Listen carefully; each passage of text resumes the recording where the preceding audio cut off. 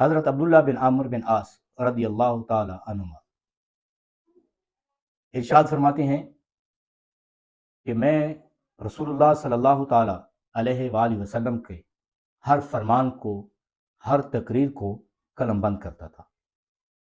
جو بھی آپ علیہ الصلوۃ والسلام ارشاد فرماتے، میں حسب توفیق، حسب استعداد اس کو لکھ لیا کرتا تھا۔ تو بعض اصحاب نے مجھے آ کر کہا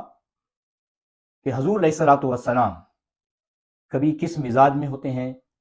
کسی وقت آپ علیہ الصلوۃ والسلام کس حیثیت سے بول رہے ہوتے ہیں، آپ ان کی ہر بات کو تحریر کر لیتے ہیں،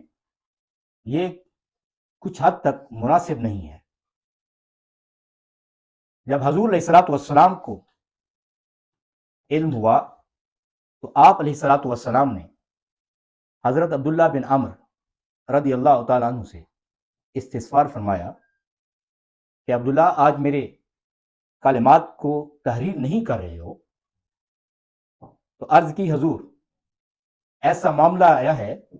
کہ آپ کسی وقت کس مزاج میں ہوتے ہیں، کس وقت آپ کا مزاج کیسا ہے، میں آپ کی ہر بات کو تحریر کرنا چاہتا ہوں، مگر میری توجہ اس طرف دلائی گئی ہے۔ تو آپ علیہ الصلوۃ والسلام نے اپنے دہن مبارک کی طرف ارشاد کرتے ہوئے ارشاد فرمایا کہ میرے دہن سے، میری زبان سے سوائے حق کے کوئی اور بات صادر نہیں ہو سکتی۔ یہ رسول اللہ صلی اللہ تعالیٰ علیہ وآلہ وسلم کی اپنی ذات کی طرف، معصومیت کی طرف اشارہ تھا، اور واضح اشارہ تھا۔ یعنی جب بھی میری زبان سے کچھ کلمات صادر ہوں تو وہ حق پر مبنی ہوتے ہیں،